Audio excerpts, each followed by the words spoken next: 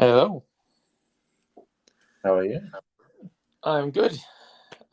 Good. Yeah, I feel a lot better now that I've eaten Good. and fed your sister. So yeah, everyone's a winner. That's Beth. That's good then. So today, Well, let's just clear something off first. So obviously we recorded podcast last week. Due to editing, obviously it got corrupted. Unfortunately, couldn't upload it. So that's why we're doing another one today. We're going to go for as long as we possibly can until one of us gives up. So that's the plan. or until we run out of what we've got things to say. Yeah, true. But we can try and touch on some of the things that obviously we talked about in the previous recording, obviously, before it went to the Great Land Beyond. So obviously the bit of news, which is probably no old news, but still news. Probably talk about that. Obviously, you got some things you want to talk about. I got some things I want to talk about. So we'll try and see what we can get out. Sounds good to me. So go on and hit me with what you got, because I know you've been dying to test me, tell me, tease me, all of the above. I've got nothing to tease you. Oh. I mean, you might say something in this podcast, sorry, that obviously is silly, and I will rip you for it. Okay. But We'll see on that one. Today, obviously, we're going to talk about the European and Intercontinental Championships Uh-huh. from WWE or WWF. WWE, WWF, fucking Capital Wrestling fucking Corporation, Worldwide Wrestling Federation, whatever you want to call them. But yeah, so obviously, what do you want to hit me with first? You want to go with the European or the IC?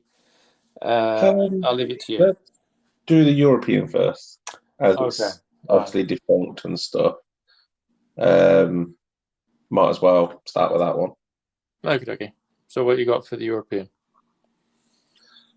Well, the first thing, which obviously was on the list, obviously is that obviously on the 26th of February 1997, Yes. the European title, actually, that's when it first came out, although it seems longer. And I believe that was a tournament held, and I believe the Bulldog beat Owen Hart in Germany for it. That was the next thing I was going to come up with, yeah. Aha, see, beat you to it. One step ahead of you, one step ahead. And obviously it was retired because it became part of, like, unified with the Intercontinental title on July the 22nd, 2002. Yes. That's WWE for you. If you run out of booking ideas for one championship, fuck it, just merge it with another, and no one will question it. It done the same thing with the obviously with the invasion angle, and I think Test was the United States champion. I think Edge was the Intercontinental champion, and that bout got the Survivor Series winner takes all. Oh, Survivor Series, yeah, and obviously that bout got merged. So obviously the Intercontinental got merged with the United States. Well, the United States merged into the Intercontinental, and I thought it was the opposite way around. I thought Intercontinental got merged.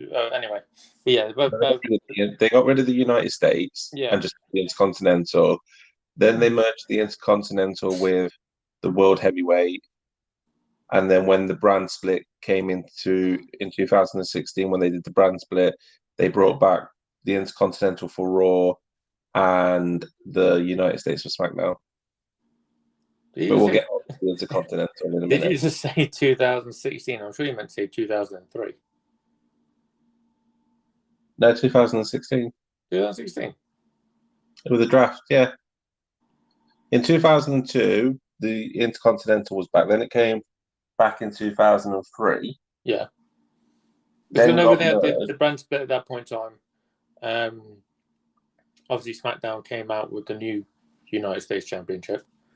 still continue on with the lineage of Jim Crockett Promotions and WCW. Yeah, basically they they did a lot of things just because they needed title belts, but the European was around basically for the lower mid card, I would say. Yeah. See, the Intercontinental Belt has always been considered as a workhorse sort of belt. You know, it's on par with your main championship. And obviously, when the European title debuted, it was a novel idea. But again, you know, here's the thing: when there's a championship, like I said to you in the last recording that we did, you know, difference between the World Championship and the Universal Championship, and I'm going to repeat myself here again, but a World Championship is a title that is defended around the world, or anyone from around the world can challenge for that belt. Like I said, with the Universal, you can't fucking do that because unless you're going to challenge a fucking spaceman from Mars or vice versa, it doesn't count. And I hate the name of that fucking title. I hate it. They should never had it. And the same goes for the Intercontinental Belt. So the Intercontinental Belt is defended on different types of continents. Again, wrestlers from other continents can challenge for the belt. Hence the Intercontinental Belt. And European was a very novel idea. But as you're going to point out, and I'm going to point out, how many fucking European wrestlers held that championship belt? Two, yeah. British Bulldog and William Regal. Everyone else was American. And I know you can say, well, you know, it was probably defended across Europe. Yeah, when they played in house shows, but if they're not, it wasn't even defended that much, I don't think. Yeah, and obviously, unless you're reading the dirt sheets and you're finding out about if the belt was defended, the belt changed hands, and it was not recorded, you know, in front of fucking TV cameras, then that's the only way you'd know about that belt being either defended or changed hands. But again, it was a nice belt. I did like it, and I liked the first incarnation of that championship. Obviously, with the dark green backing, and obviously with the red inlay with the gold WF logo on it. That was I like that version. Obviously, I think you like the one later on down the line, which was the European Championship. When he got slightly modified, I think he was then on a black leather strap with the scratch logo. You sure there was more? There was incarnation of that belt. Yeah, there was more incarnations of that championship. Oh, so the difference is the top of the belt had a red WWE or F, then it became a black one. They changed it to black, or vice versa. Yeah, if you're saying you like the red one, then yeah. Yeah, so there's slight changes in the championship.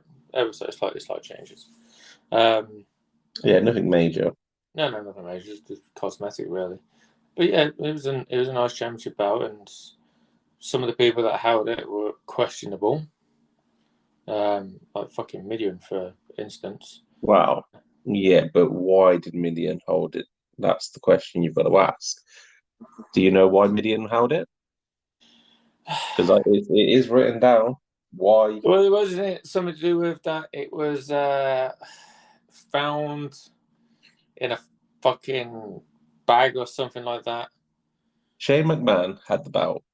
Yeah. And Shane McMahon decided to become undefeated and wanted to retire undefeated with the European title. Yeah. So because Shane McMahon then didn't want to wrestle anymore, he left it he had it in his bag one day, and Midian saw it in there. So Midian asked if he could have the title. Shane McMahon gave it to him. So I was right with the whole prospect he found it in a bag. What's it with wrestling companies and fucking people finding belts in bags and becoming champions all of a sudden? Fucking Hacksaw Jim Duggan with a TV championship. Here you go. This is what it says. And Midian with the European. Yeah, it says the title was retired briefly in April 1999 by then champion Shane McMahon, who wanted to retire as the undefeated champion. McMahon reintroduced the championship 2 months later and gave it to Mideon, who saw the title bout in Shane's travel bag and asked if he could have it. Okay, so he retired in April, you said? April 99, yeah. So that's he would have won that from X-Pac then. That would have been WrestleMania 15. Yeah, I remember that match. Because Shane and X-Pac feuded quite a bit, and then DX members more DX members decided to join the corporation, then joined DX. Back and forth. Yeah. And swerves and everything. But yeah, that's 1999 wrestling for you. It was good. Yeah, well, it's a lot better than fucking what's currently going on sometimes. But yeah, anyway, so like we said with the European, February 26, 1997, it came into existence. July 22nd, 2002, it merged with the Intercontinental title as well as the Hardcore title as well. They did that. Obviously, we went on about Bulldog and Regal, only two holders from Europe. Mm-hmm. Obviously, British Bulldog is the first ever European champion for that matter. Yeah. I think he's only a one-time European champion as well. Yeah, I think he is. And like you said, he won it in Germany. It was Berlin, where they had the house show, the tournament, anyway. Yeah, British Bulldog he had 2 reigns. Oh, yeah, 2 reigns. So obviously he had the very first one, which was February the 26th, 1997, which obviously won. Yeah. And then he had it October the 26th, 1999. He beat it off D'Lo Brown. But then December the 12th, 1999, he lost it to Val Venus. Huh. But as combined days, he held it 253 days. Okay. But it's only but by WWE, it was only 249. Oh, it's a thing that annoys me with WWE sometimes is they don't recognise every little title change or switch of the old hands, and not everything's properly recorded. We've talked about this yesterday, obviously, with some people's reigns being shorter than what it actually is, or some people might have overinflated title reigns, but it's WWE bookkeeping for you. What do you expect? McMahon still keeps this shit down on fucking pencil and paper. I mean, most of the titles that I can see most of the combined days, and the combined days of recognized by WWE, on all of them that I can see at the moment, only one matches the days, and that's Eddie Guerrero. He held it twice for 134 days, which obviously combined WWE see it as 134 days. Okay. But let me just check the list. And other than Jeff Jarrett and Chris Jericho, who had one title reign, and it was one day, I think it was, because they lost it again. Other than that, all the rest of them don't match up. Huh. So all of them are at, it could be by 1, by 2, by 3, even by wow, that's weird. What's that? Shawn Michaels had one run with and this is the only one I've seen, but Shawn Michaels had a European title reign. Yes. Only once. Combined days, apparently, was 82 days he had it, but WWE recognized it as 92 days.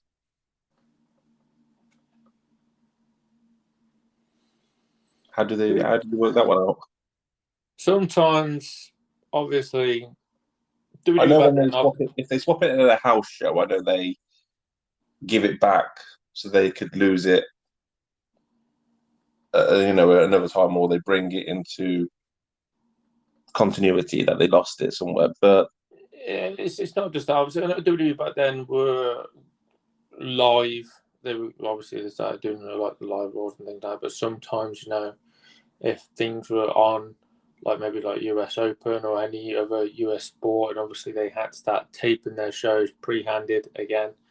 You think that sort of like tape delay, because as you know, with AEW, for example, they had 3 to 6 months worth of tapings in the can. Oh yeah. Before they started going live. So well, they were live, but I mean during like the lockdown period, they had about 3 to 6 months of wrestling in the can. So you could sort of say there was a sort of delay there to when he actually lost it to when it might have been aired. So that's where they probably had an extra 10 days.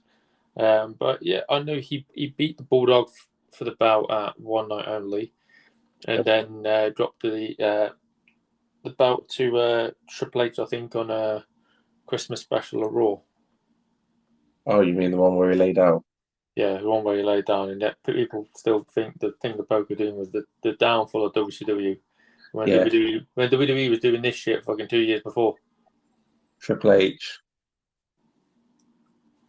had beat Shawn Michaels. It says Michaels was ordered to defend the title against Helmsley by WWF Commissioner Sergeant Slaughter.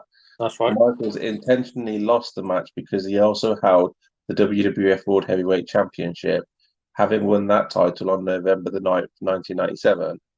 Aired December the 22nd, WWE recognizes Triple H reign as beginning on December the 22nd when the episode aired on tape delay. So he actually won it before. Yeah. So he actually won it on the 11th of December. Yes, there's probably like extra 10 days there of Shawn Michaels still being champion. Well done. See? Because obviously they did the other tape delay, yeah. Yeah, see, this is what I mean. Sometimes tape delays, they add an extra few days on, which they really shouldn't, but obviously to keep continuity, because house shows storylines don't really matter that much. You can throw shit against the wall and do whatever. When it's in front of a camera, obviously then storylines, everything matters, and sometimes it can't be helped. I'm just trying to think who Men on a Mission won the tag belts at a house show, but then it had to be obviously recognised on live TV. I think things had to change. I'll just try to remember now. I might have to try and dig that up. But obviously, sometimes somebody will recognise the title change at a house show. Other times, they won't. And obviously, the person's got the belt back at that point in time. And like the reign continues on. It's one of them things. Like I said, house shows and live shows, house shows and obviously live TV. You can do whatever you want at a house show. Live TV, that's where you make sure all your storylines continue on. Yeah, obviously, mainly house shows nowadays to see what storyline that the crowd. So obviously, wherever they go, they do a house show and they'll put on all these different matches. Oh, the ones that gets biggest pops from crowds and stuff is the one they go with. Yeah, it's to know what people like, basically. Yeah, house shows aren't like what they used to be, during the 80s, where you saw on TV or pay-per-view, say, I don't know, fucking King Kong Bundy go up against Hulk Hogan pay-per-view and then on primetime TV. But then at the house shows for about 3 months, he would have the same match every night with Hogan. And lose all of them, but obviously he got paid a lot of money, for it. But that's how it was back then. So not only did they do the same card on live TV, they do the same card at house shows with a few minor tweaks here and there, but generally the same for a couple of months until that ran its course, and then the next thing would come along. Obviously, house shows now, as we know, Like I said, anything goes. Perfect example is you've got Roman Reigns cutting the fucking babyface fucking promo on a house show, but yeah, and then on SmackDown he's like the biggest heel going. So you mean the one where he's retired? He'll be retiring from wrestling before too long. And he's thanking all the fans and everything, which is a nice sentiment, but like I said, it's two different worlds. I think when you got house shows, you can break kayfabe, you can thank the wrestlers because obviously you're obviously not on a live show. Obviously, the only problem is what WWE doesn't like is the fact that obviously when fans go there, they record it. So of course, when fans are recording, it gets all over YouTube. Yeah, but this is the thing. We live in a day and age where technology rules. It's not like the 80s where, again, you had to read everything in a fucking dirt sheet or read the Wrestling Observer just to find out what went on. And even then, it wasn't that much in depth. It was just probably a breakdown of the card, who went over, that sort of stuff. But even back then, wrestlers still tried to portray what they were doing on TV. So there's not much deviation. Obviously, if there was any slack or deviation, who's going to fucking believe someone? You couldn't fucking record it. You're not going to sit in a crowd with a fucking $5,000 fucking camera on your shoulder, weighing your shoulder down. Mm-hmm. You know what I mean? Whereas today, in today's modern world, everyone's got a smartphone. So obviously, everyone's going to record it because that's what people do. It's what people do because obviously, like I said, you go to a live event and you see Roman Reigns, you'll record Roman Reigns because at this moment, in wrestling, I think full stop, the biggest name out there is probably Roman Reigns. Well, as much as people want to admit that or not, he is the biggest thing out there, and that's why you'll at house shows, if he's on a house show, people will record him. Yeah. See, I've just gone all for like philosophical in my mind just for a second there, and I'm thinking, nothing is sacred in wrestling these days, and what I mean by that is anyone can easily find out anything about any wrestler they want. In today's modern era, in the past, obviously, the secrets of Joe Blow, to where, your favorite superstar fucking lives, likes to go and eat, where they take the fucking dog for a shit. Nothing is sacred in wrestling anymore. And I think the big downfall of that is because of technology, everyone has access to the internet. Yeah. At the same time is the fans, us as fans, I think we've ruined wrestling because there's no more how can I put it, there's no more massive surprises in wrestling anymore. There's no sense of disbelief. What I mean by that is we all know, or every wrestling fan knows, how wrestling works. We've all been fucking smarted up to that, but in some way it's sort of taken away the unique aspect of it. Yeah. It's like watching your favorite magician for him to only turn around and say, well, this is how we do it. Yeah. We'll show you, you fucking record it, and then everyone knows about it. But again, at the same time, you can also argue the fact that, fans were starting to smarten up back then, and then the whole curtain call incident, and it's all, coincided with each other. But it's just, I think us as fans as well, we've ruined it because obviously there's no secrets in wrestling anymore. We know everything before it fucking happens. With social media, you can find out anything. Oh, yeah. And I think the thing that, like, I don't think fans are smarter now to what they were back in the 80s. It's just we have more, like I said, we have social media. If you want to find out what happened on Raw or even Backlash, WrestleMania Backlash, you can go on the internet and find out all the results. Yeah. Before the pay-per-view, you can go on and see what matches are on the pay-per-view if you really wanted to watch it. Whereas the way you'd find out what matches were on WrestleMania back in the Attitude Era or even the 80s, you had to watch the weekly show to know what's going on. Otherwise, you could turn it on the pay-per-view, but you wouldn't know what was going on. So you had to watch it because there was no internet to find out. You know, the Monday Night Wars wouldn't have been as highly anticipated as one of the best times of wrestling had we had what we got today, because everyone would have just checked up the results on what was going on. Every fucker would have known what was going on. People would have known about fucking Lex Luger turning up on Monday Night Raw before fucking McMahon knew his contract expired. Exactly. Well, depending on what happened, but I know Lex Luger, McMahon knew his contract was expiring, and Lex Luger said he was basically thinking about it. Deep down, he knew he was going to WCW. Oh yeah, he was going back. Yeah. But gone off topic. Let's come back to European. Yeah, let's go back to what we were getting on about before I get sidetracked again with something else.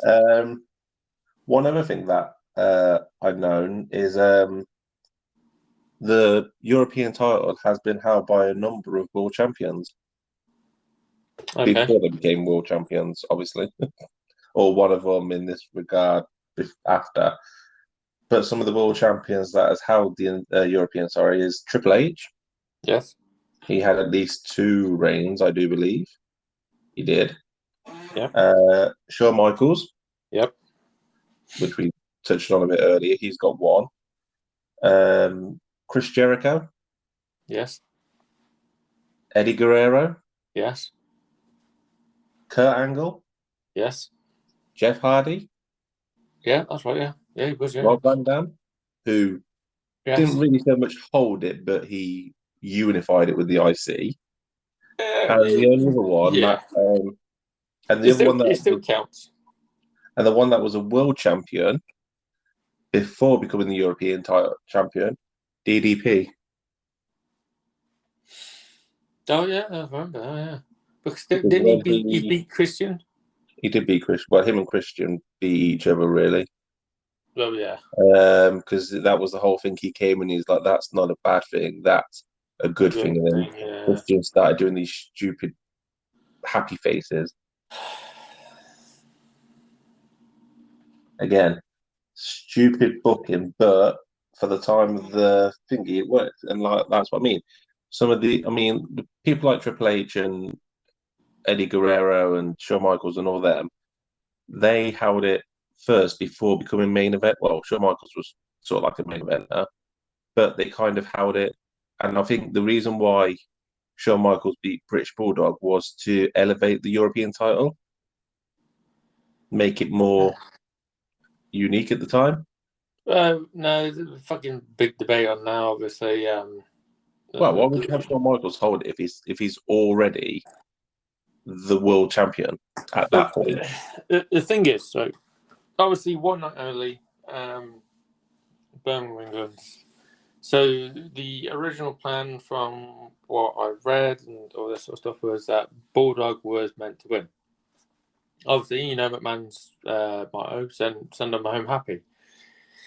Obviously, you want to send fans home happy. Bulldog wins.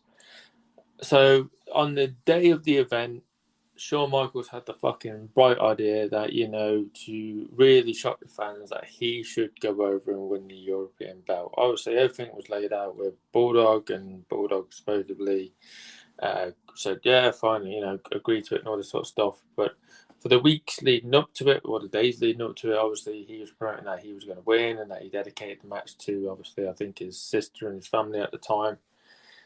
Which fucking never dedicate anything to anybody, because in wrestling shit can change.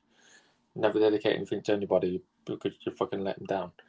So obviously Shawn Michaels went over, and obviously the fans were pissed that Bulldog lost. But at the same time, we wouldn't be talking about it now in the same way that we are at this minute if it was the opposite way around, where Bulldog won, Shawn Michaels lost. Obviously, it would still got a good pop and things like that, because obviously Bulldog winning in his home country. But at the same time, you've got to look at WWE is an American company. British Bulldog, don't get me wrong, I love the British Bulldog, and I'm British myself, and I love Dynamite Kid. Wasn't exactly fucking Hulk Hogan, Rock, Austin, Michaels, Cena level of fucking superstar. Shawn Michaels was. And obviously, but back in the 90s, especially around 97, Shawn Michaels had a lot of say-so where because after the whole click thing, or even before they left, Scott Hall and Nash, Shawn Michaels especially would go to Vince McMahon, and if Vince McMahon was like, "You're losing to the British Bulldog at one night only," he'd be like, "I'm not going to show up then." Things like that. So then Vince had to rethink things because he was thinking, "Shit, well, if Shawn Michaels doesn't turn up, who am I going to have for the British Bulldog? I've been advertising this match for months now." Yeah, it's not Shawn Michaels obviously had a lot of leverage backstage to pull things his way. Well, fucking Shawn was Vince's boy, one of the guys, you know. So Shawn could fucking ask for anything. McMahon would give it to him because McMahon there is put him on. One thing that he didn't get. Shawn asked to leave to go to WCW. Oh yeah, never got that. McMahon wasn't going to let him go. He wasn't that worried about Scott Hall and fucking Kevin Nash going, but at the time he wouldn't let his golden egg laying fucking machine leave to WCW. But going back to it, Michaels obviously did win. It was a case of he had leverage. I mean, and to say the British Bulldog wasn't Hulk Hogan, John Cena, Triple H, Shawn Michaels' performer style, but he never really got the push either. No, I mean, you look at John Cena. Everyone says John Cena, he's 16-time world champion. You know, one of the best that there was. No, leave that out. So yeah, John Cena. But when you actually watch John Cena, he has about 5 moves. Oh yeah, 5 moves a game. and that's pretty much John Cena always had. There's not much more. It's just that John Cena would get beat down in the match, come back, do his 5 little moves that he was very good at doing, do his finishing move, and that's it. He wins the title or wins the match. Bulldog could have been bigger if McMahon had just put a bit more time into him. He could have been. Obviously, the British Bulldog could have been a lot more.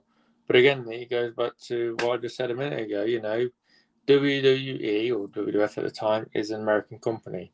You've got to try and sell this guy who's not even American to the American people to be, hey, look, we're going to build this guy up who's going to be our world champion. Whereas on a fucking geographical scale, every fucking knows Shawn Michaels. Shawn Michaels is American. You know, he comes from Texas. Texas is a fucking massive state. I think Texas is even like fucking bigger than the UK. Don't quote me on that. I'm just saying it might be, it might not be. Most American states are probably bigger than the UK.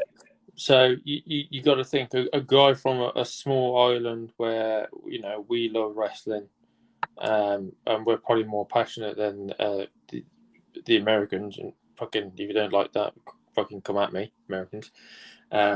You know, we're up there, we're the same as the Canadians. But again, you know, McMahon, WWF, big fucking American national company.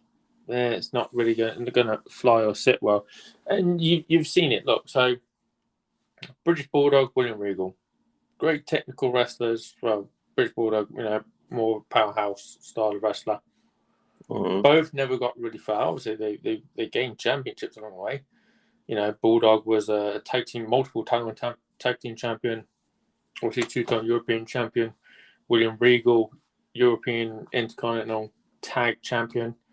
So, you know, it's not like they never got anywhere in wrestling. It's just that their level was only going to go so far in any company, and that was WCW, WWE. You know, it can only get you so far. No one, apart from New Japan, who's actually pulled the trigger on a British champion. WWE hasn't done it, from my recollection, haven't done it. WCW haven't done it. it's a lot to put your eggs in, all your eggs in one basket on someone that is technically not born in the country that you're promoting your business from. And it's not just that, it also goes back to ethnicities as well. Look how long it took WWE to put the strap on a champion of color, Kofi Kingston, Big E, whereas WCW done that in '93 with Ron Simmons, and it doesn't mean to say that people of color never won any sort of championship, because I think Bobo Brazil won a fair few championships down the line. I think he might even be the United States champion at one point in time in his career. Obviously, you had Pedro Morales. He was the WWF champion. Obviously, he was. You had Bruno Sammartino, Italian. So there has been instances where people get the opportunity. Let's just say foreign people or international people that are not American have won titles. But it's not as often as what it probably should be. Yeah, well, just touching up on the British Bulldog, he has won the European title, yes, the Intercontinental title, yes, the Hardcore title, yes, and the Tag Team titles. Yes, I did miss out the Intercontinental and the Hardcore. Intercontinental, I should have really picked up on that, because obviously I know he beat Bret Hart at SummerSlam '92. So that wasn't that. Yeah, that was the one over in the UK, wasn't it? Yeah, at Wembley. I should have picked up on that fucking one. But again, I think obviously wrestling as a whole it's for everybody, and no matter what creed, color, fucking height, weight, everyone should have at least the opportunity to show what they can do, and possibly even get to that top echelon of any company and become a champion. Again, it all boils down to, it's not just where you come from. You've got to have the look, you've got to be able to, talk, you have charisma, all this sort of stuff. And some people haven't got it, but they are technically sound. And what I mean by that is that they look flawless in the fucking ring. And sometimes you got to think, is that enough to carry that person to a championship status? Or they, we can just leave them at the mid-card level. But again, like I said, some people in wrestling do have the opportunity to shine. Like I said, with Pedro Morales, we had Kofi Kingston as champion, we've had Big E as champion. If I can do it, so we had Ron Simmons. In Japan, you had Zack Sabre Jr. Yeah. Or was it with Ospreay? Zack Sabre Jr., I do believe. No, so I was right the first time. Zack Sabre Jr. is the new Japan World Champion after the Intercontinental belt got merged with the World belt, with the heavyweight belt. So there are moments in time where people do get the opportunity to shine, and then they're not always American, but generally wrestling as a whole is more associated and more popular in America than really what it should be.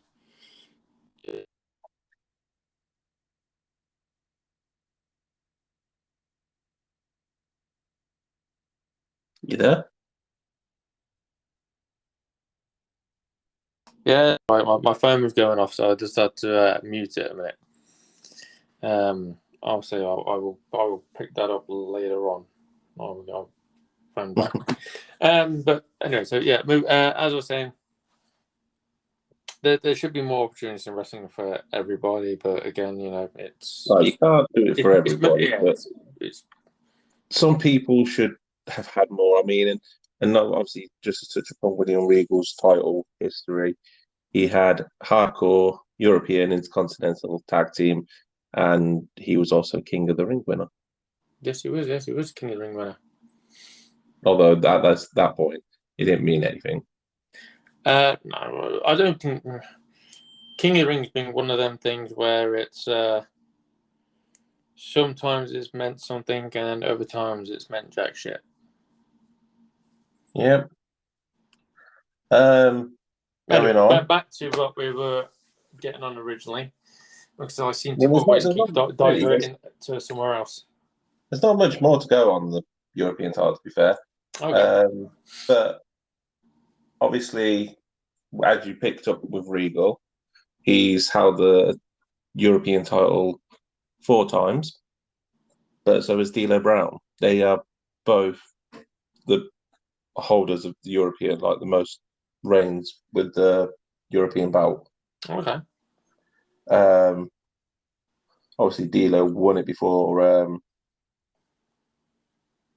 William Regal did because he was in the WWE a lot longer. Yeah. And he actually feuded with the likes of Owen Hart and Triple H around the European title way before, like I said. So the first time D'Lo Brown won the European title was in Birmingham, New York. I do believe that stands for. No, sorry, Binghamton. Oh, Binghamton. Not Birmingham. I was going to say, there's no Birmingham in New York, and there's Birmingham no, Alabama, yeah, and there's Birmingham. I read it wrong. It's Alabama, yeah. Yeah, he beat Triple H on the 14th of July, 1998.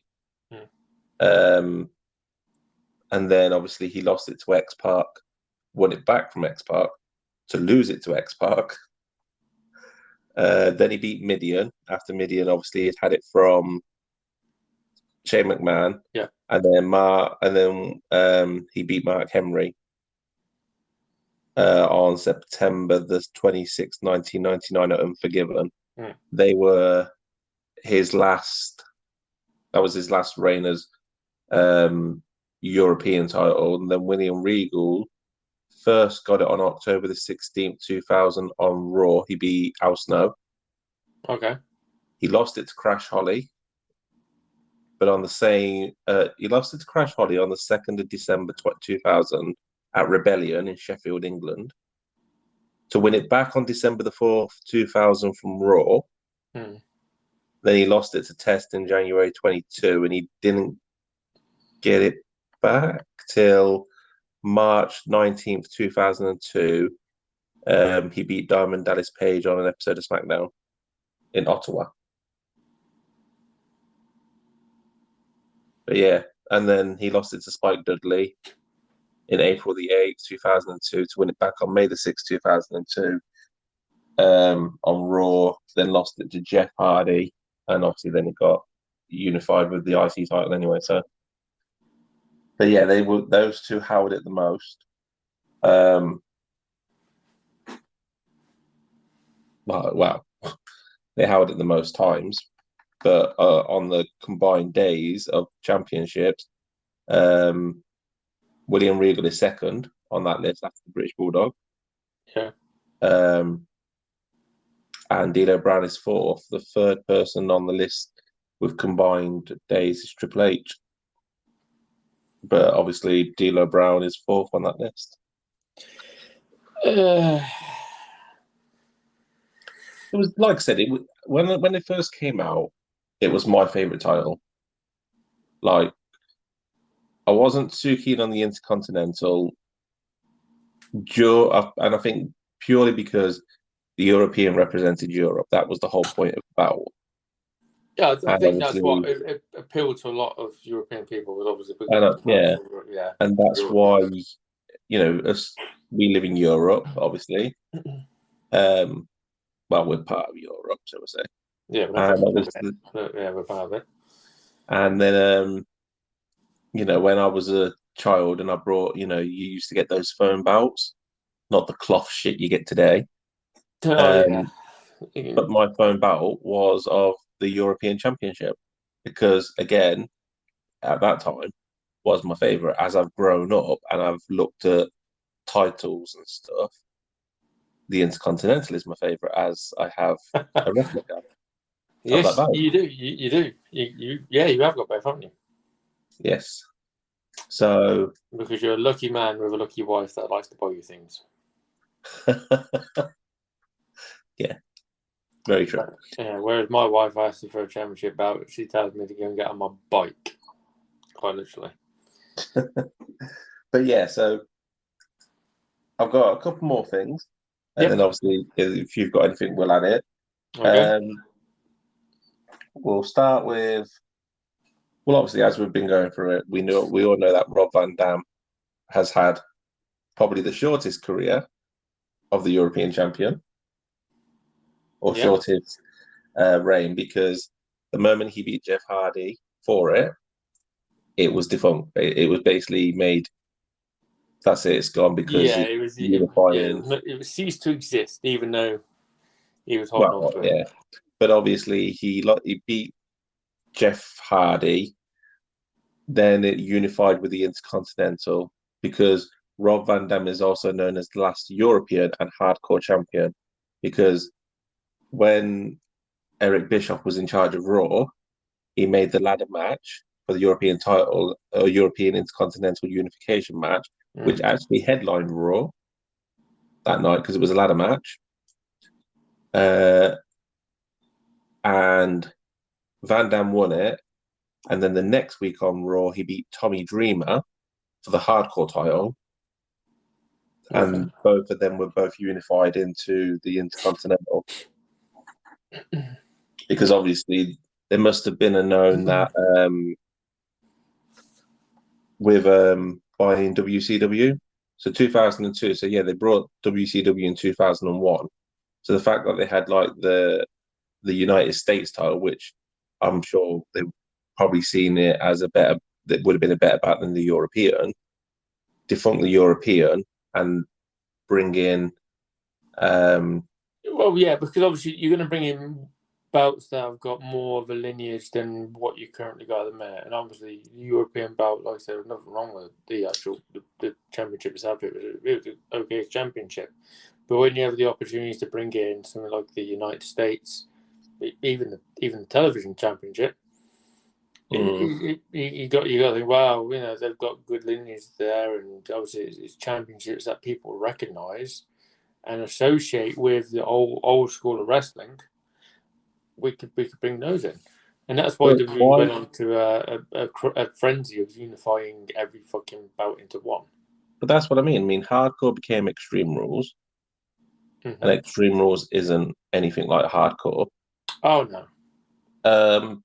But the thing is, it's like with the European,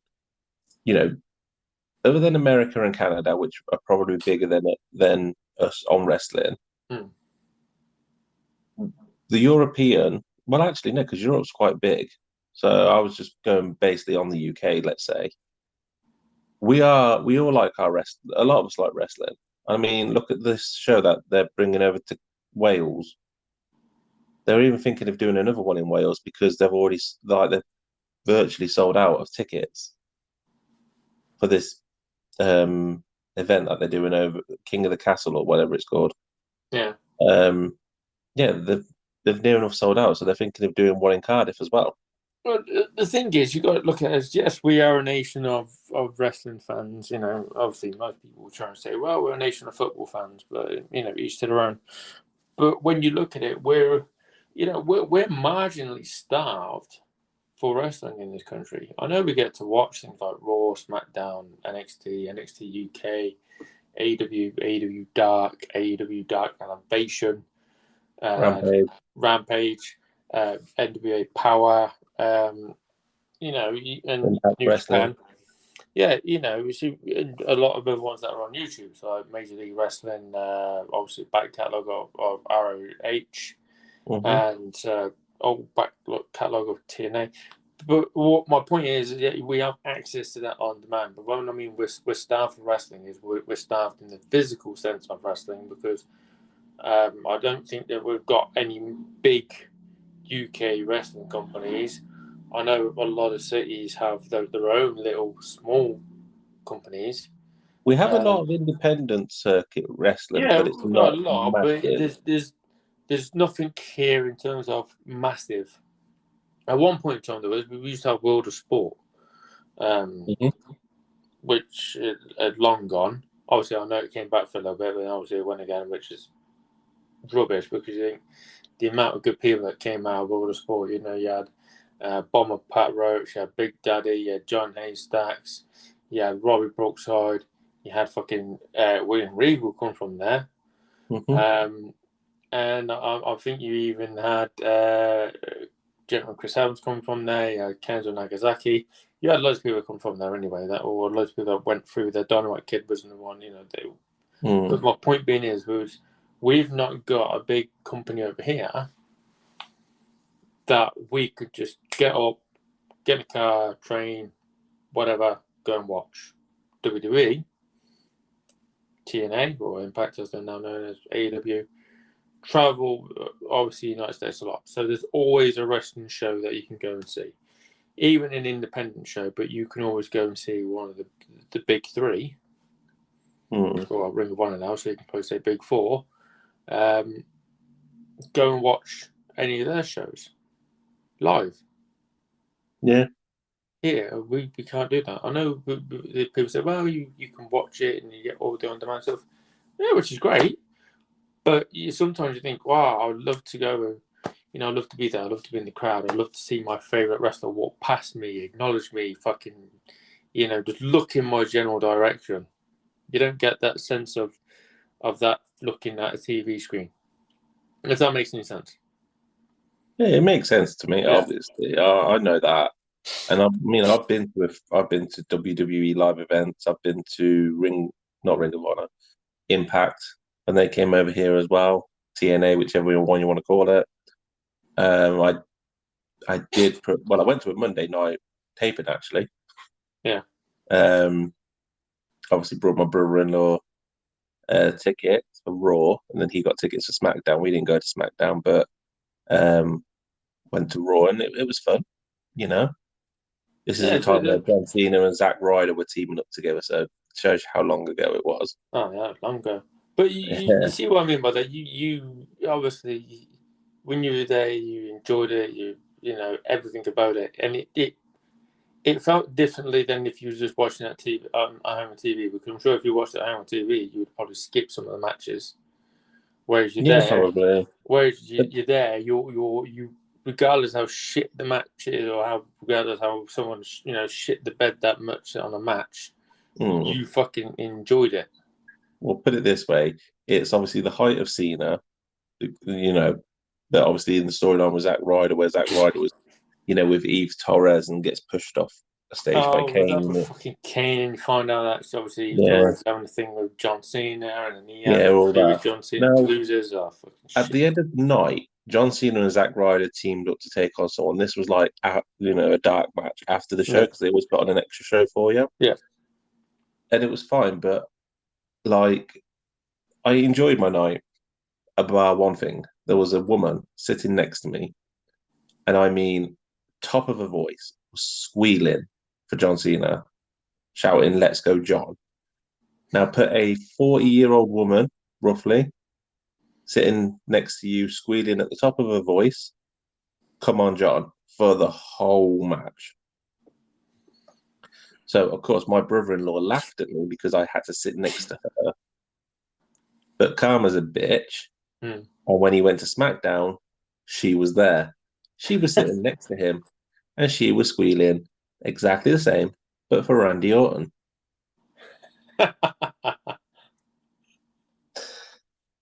So I was like, well, Karma does work in mysterious ways. What's that, sorry? Karma does work in mysterious ways. Yeah, and like I said, it just made me laugh that he laughed at me the whole night when we went out and stuff, and then, by the end of it, the next night on SmackDown, it was in Liverpool as well. She did the same, but obviously Randy Orton instead. Yeah, it really was fun. So next one. Okay. Here we go. I'll give you. It's all in the same thing, but who do you reckon the youngest European champion was? Youngest European champion. Yes. I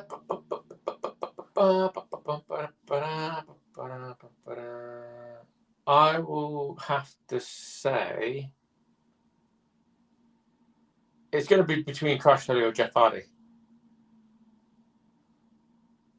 Okay. You say Crash Holly or Jeff Hardy? Yeah. Who was the oldest European champion? Oldest European champion at the time?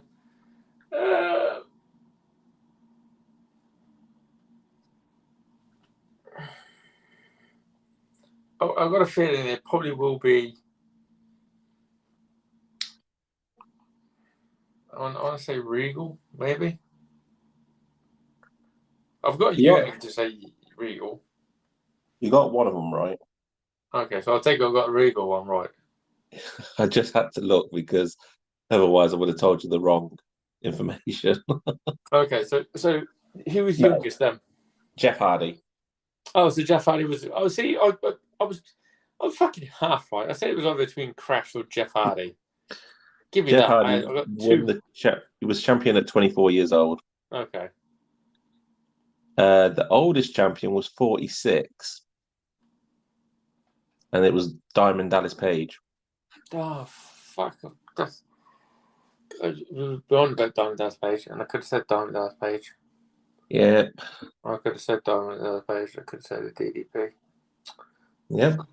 So obviously, like, just popped to my head Regal, and I was like, oh yeah, Regal's pretty odd. And then obviously when you just mentioned about DDP, and I was like, yeah, why do I not say DDP? Yeah, Jeff won it at 24, and DDP was the oldest champion at 46 years old when he won his one and only European title reign. Huh. I can't believe I didn't go for that. Can't believe I didn't say DDP. I've got 3 things left. Okay. One of them is just a thing like I told you yesterday, that there was a total of 27 wrestlers that held the European belt in the 5 years that it was around, which, if you go by today's standards, that's not a lot of wrestlers, like, because the Intercontinental and the US have now, like, nowadays, it's just thrown around willy-nilly. Oh, yeah. You know just what? Put it on anybody that comes through the door. Oh, here you go, have the Intercontinental title. Oh, here you go, have the United States title. That's very true. I'm just trying to think how many of the 27 I could actually try and name. How far can I get before I start running out? You did this yesterday. Because it's only 27 and it's the European. I'm not going to sit there with the Intercontinental and let you list like all 88 wrestlers. That'd be fun to see how far I get. I'll try and list as many as I can on that. But I'm sure let me just get the list up. I will give up. So just for the people out there, I'm not cheating because I'm recording this on my phone. And obviously if I touch my phone, guaranteed the recording will fuck up. So I've nothing in front of me. This is just me trying to remember the best of my ability on how many I can name. Right, I've got a piece of paper so I can write down all of the ones that you name, because then we'll know who you don't name. So go on then. British Bulldog. Yeah. Shawn Michaels. Let me just, because remember I've got to write these down, so don't go through that. Just abbreviate it, just put HBK. No, I have, and I put Bulldog. Okay. Oh, all right. So yeah, British Bulldog and Shawn Michaels, yeah. Yep.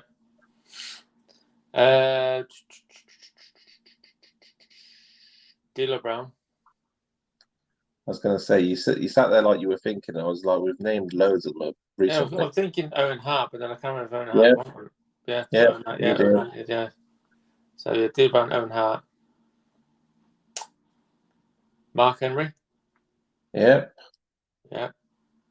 Jeff Jarrett. JARRET. Yeah. Jeff Jarrett. Yeah. Yeah. Val Venus. What, the big Balbowski? Yeah. Val Venus. I know he won it because I remember. Yeah, he did. Yeah. Number 11 on the list. Yeah. Midian. That fucking idiot. Yeah. Yeah, Midian's on the list. We've got Shane O'Mac. Yep, Shane O'Mac, the undefeated champion. Yeah. We've got X-Pac. Yep, X-Pac also won it. Eddie Guerrero. Eddie. Yep. Obviously, we've got Regal. Regal held the belt. I was thinking, when the bloody hell are you going to say that, Dave? Yeah. Don't worry, I was against Regal. We mentioned about Crash Holly. Yeah. Yeah. Then we were on about Jeff Hardy. Yep, Jeff Hardy has also won it. Yeah. We did Rob Van Dam, but we can't Rob Van Dam because it got incorporated into the. He's on that list, though. Yeah, so Rob Van Dam. Yep. Trying to think now. I suppose. Kurt Angle. Yep, Kurt Angle. Yeah.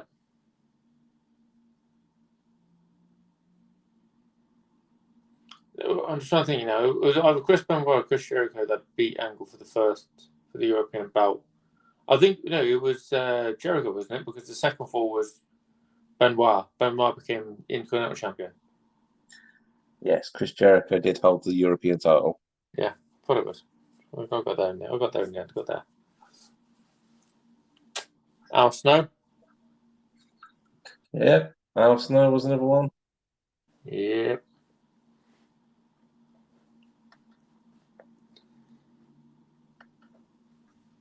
How many have I got so far? 1, 2, 3, 4, 5, 6, 7, 8, 9, 10, 13, 14, 15, 16, 18. 18. 9 to go. 9 to go. Here we go. Ooh, here we go. I'm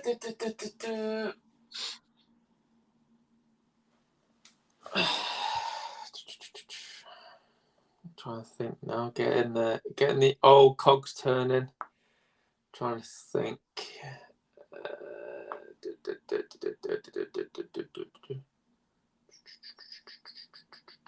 I found all the ones you've missed. Okay. Did Spike Dudley ever win it? Spike Dudley? Yeah. Yeah. Oh, there you go. That's one I remembered. Pulled that out the fucking bag. I was going to say, I didn't think you'd get that one. Yeah.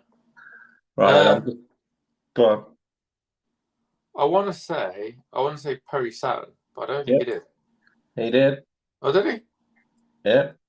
Perry Saturn won it one time, and he held it for 37 days, or 38 if you go by WWE.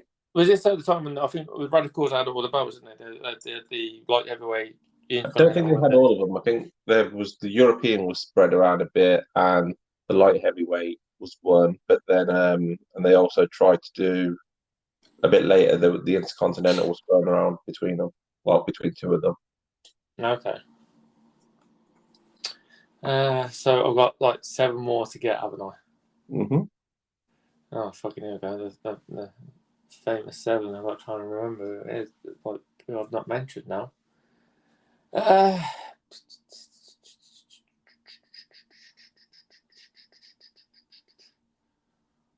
want to say I don't. He might have, but I don't. I could just be thinking that he had, but he might. The Hurricane. Yep. Oh, fuck me. So I've got 6 more to get. This is actually quite impressive so far, I'm surprised my brain is working working with me. Anyway, not against me. Good old Hurricane Helms. So 6 more. Trying to think now. I really want to say Test. Yeah. Thought he did. I'm not going to say Albert because I know Albert only had the Intercontinental. Yeah, Albert didn't win it. Albert did win it. No, he didn't. Oh no, that's what I was saying. Just the Intercontinental, yeah. Yeah, just going on. Yeah. So I got what? How many left now? 4 more. 1, 2, 3, 4, 5.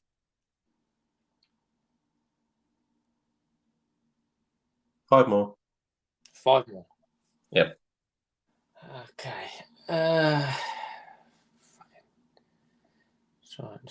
Trying to think as hard as I can. Not too hard because I don't want to fucking pop a blood vessel. Trying to think.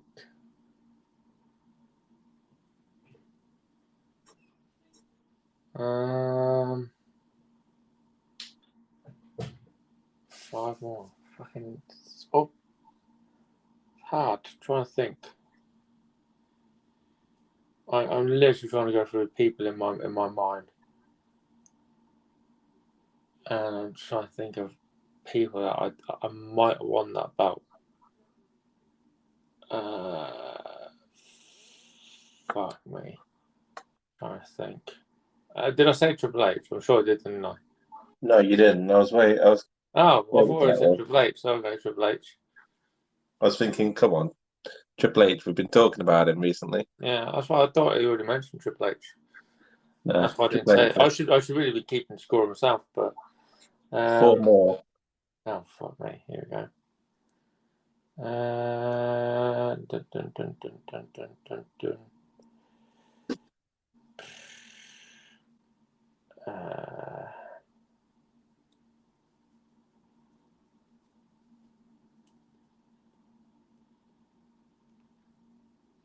I'm just trying to go through my head at the minute. Oh no. I said Deal Brown, didn't I? I said Mark and Ray, I said Jeff Jarrett.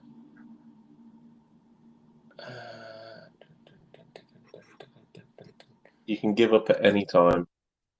I've got a feeling I've covered most of like the title changes in 1998. We won't consider. I think I'm stuck around about. I'm stuck around about 99, sort of 2000 now. Maybe a little bit later. Let me have a look. So I've got a feeling I've got all the 90, like late 97 and early 98 out of the way in my head. In your head. In my head, yeah. Right, I'm just looking for I'll look for the first one that you haven't mentioned, and I'll tell you the year they won it. Okay. So I could tell you that all the way up to you've covered 90. When did it come in? You've covered 97. You've covered 98. You've covered 99.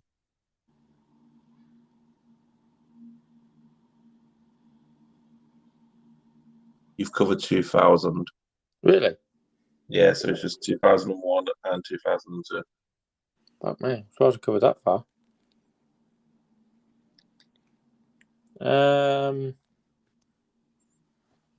Did I say DDP? No. But again, they're talking about him recently. Yeah. Everyone would be Christian. Christian did win it.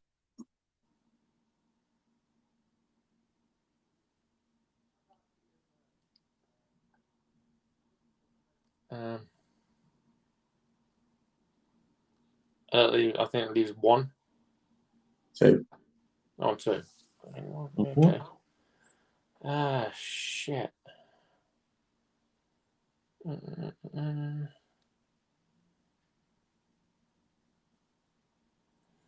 See, I want to give up, but I know I'm going to kick myself when you tell me who are the 2 that I missed out. I know I'm going to kick myself for it. Fuck it, just put me on misery. I know I'm 2 away. 2 away is still impressive, people. Then getting a handful right. Right. Matt Hardy. Fucking. Okay. I thought you might have got Matt Hardy because the fact that you said Jeff Hardy. Yeah, I know. I was just trying to think. I know Matt at one point in time held a championship. I know. He's held the European and the cruiserweight. Sorry. That's what I was thinking. It was cruiserweight, and I couldn't think he held the European. And it was the other one. Let me just have Matt Hardy won it April 24th, 2001, he beat Eddie Guerrero. Okay. After Guerrero had won it at WrestleMania 17. And Bradshaw. Huh. October 22nd, 2001 on Raw, he beat the Hurricane to go and lose it on October the 30th, 2001 to Christian. Okay. So that's where I struggled, was around about 2001 then. Yeah. Well, you got it down to 2, but I knew Matt Hardy. I didn't know Bradshaw.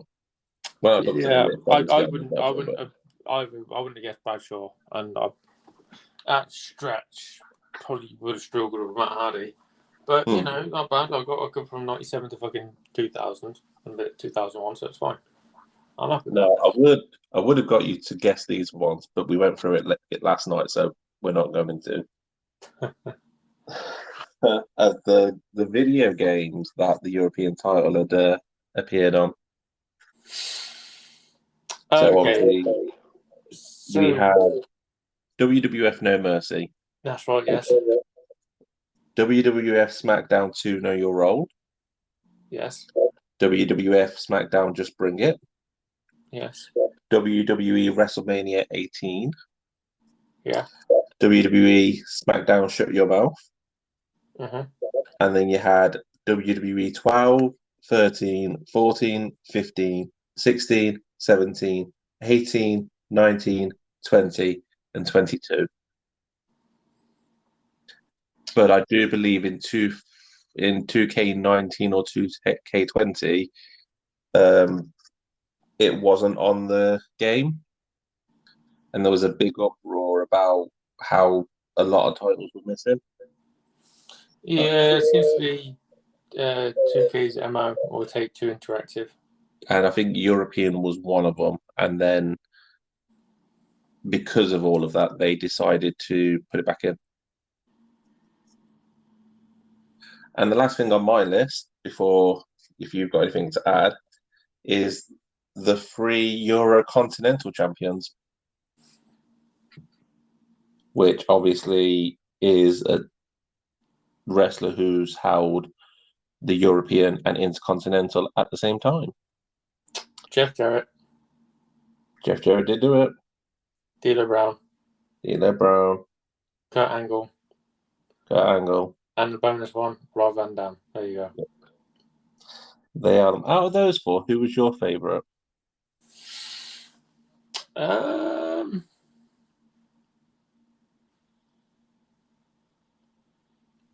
going to have to say, looking back on it, I like Rob Van Dam. I preferred him in ECW, though. He could be himself a lot more in ECW than WWE. Mm-hmm. Angle, I started to like Angle later on in his career. So we're talking probably 2002 onwards. Didn't really like him much at the beginning of his career. So 2 years after he did it, then. Yeah. I started to like him more when obviously Team Angle started to come around, and he had like the massive feud with Brock Lesnar, and like the Big Show, and then at one point he was running SmackDown as a general manager. I prefer in a wheelchair. Yeah, and the fucking back of the chair looked like the French flag instead of the American. Yeah, and pretended to have a broken leg. Yeah, I remember it.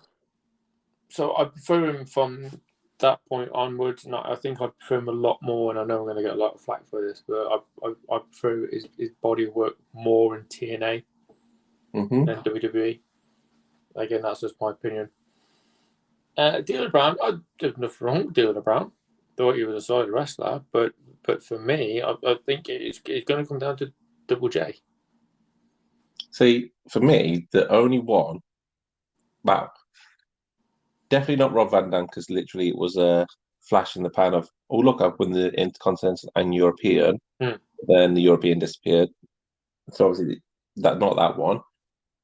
Jeff Jarrett would be second off my list due to the fact that he had the Intercontinental, and then a month later at SummerSlam, he defeated D'Lo Brown to win both titles.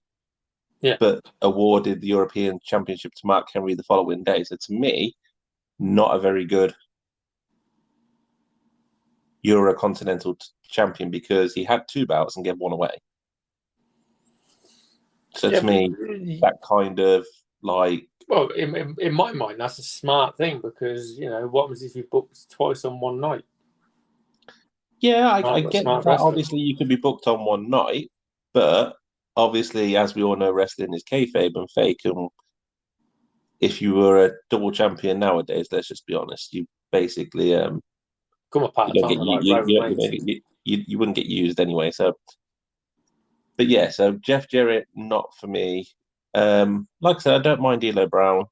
He's a good wrestler, but for me, out of the 4 of them, Kurt Angle would be my favorite one. Okay. Due to the fact that he actually had both the titles and wore them proudly, whereas like Jeff Jarrett thought the European was below him. Obviously, gave it to Mark Henry. D'Lo Brown wore them both, and obviously Rob Van Dam didn't get a chance to.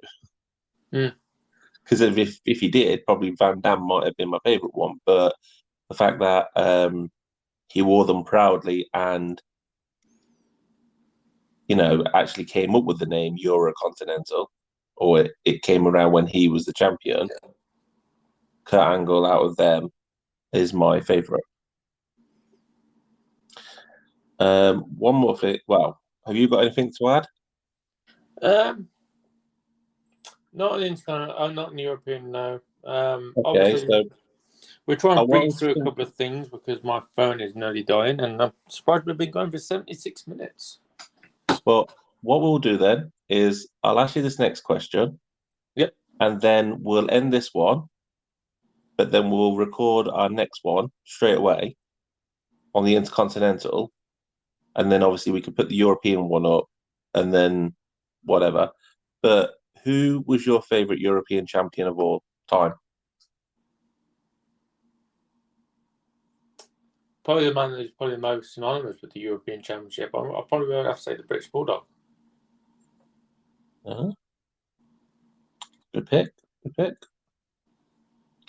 See, when the British Bulldog had it first and he had like his dreadlocks and stuff like that, I liked him. Come the second time he won it, where he had the short hair and part of the Heart Foundation, I liked him because I like the Heart Foundation, but not as much. But my favourite for the European, just because he was one of my favourites at the time, and if we ask about Intercontinental, well, I don't know. There's so many people I like, but Triple H was my favourite European champion. I don't know why, but I remember when the European champion was prestigious and WWE actually used it as a lower card, mid card title to push you up next to like the Intercontinental. Yeah, Triple H was my favourite. And as well as part of being D-Generation X. Yeah, I was about to say that as a part of being D-Generation X as well. Yeah, because obviously they were my favourite stable. But yeah, so that's probably why I sat here this morning, I was looking at all the wrestlers and I was like, the real one that really stands out to me is Triple H. But it really surprises me because people like, Bret Hart didn't need to win it. He, solidified himself as a top star. But people like Rocky Maivia, Stone Cold Steve Austin, these people that were raised up through the rankings as well, never won the European title. I think with the European Championship, for some people, it's a gateway. It was a gateway to up to the next level. If you got and the for European, some people, you got to look at the point in time when Bulldog had won it, HBK, Triple H had about at that point in time. They've all been former Intercontinental champions. All right, Shawn Michaels had the adventure of being obviously a former and at the time going on to be a current world champion. but they've all been former Intercontinental champions. And the Intercontinental Championship was always the next one up to the world. So in some aspect, yeah. Well, as we'll mention in the next one, I did write down that the Intercontinental was a stepping stone, basically, to the world title. Word on there. That's the word. Was. I don't think it is anymore. No, not when the current champions got it. But before we wrap up with this one, let's just find out what's been going on in the world of wrestling today, and we will touch upon a bit of news. So, what's been going on in the world of wrestling today? Anything interesting? Anything that we can have our social opinion on? No, I can't actually think of anything. I know WWE WrestleMania Backlash was on the weekend. So it was, yes, and Rhea Ripley has joined Edge's Judgment Day stable. I think we could have seen that coming on that one. Well, news about WWE apparently. Charlotte Flair lost to Ronda Rousey in an I Quit match. Yep. And she played a part that she's tore something in her arm. So she's going to be written off TV, but apparently she's being written off because she's marrying Andrade. Ooh. That's one thing that I know. Sonya Deville has been sacked from her role as company official after abuse of power. Just basically means she's back as an active wrestler again. Yeah. Like I said, Rhea Ripley has joined Edge's faction. Yep.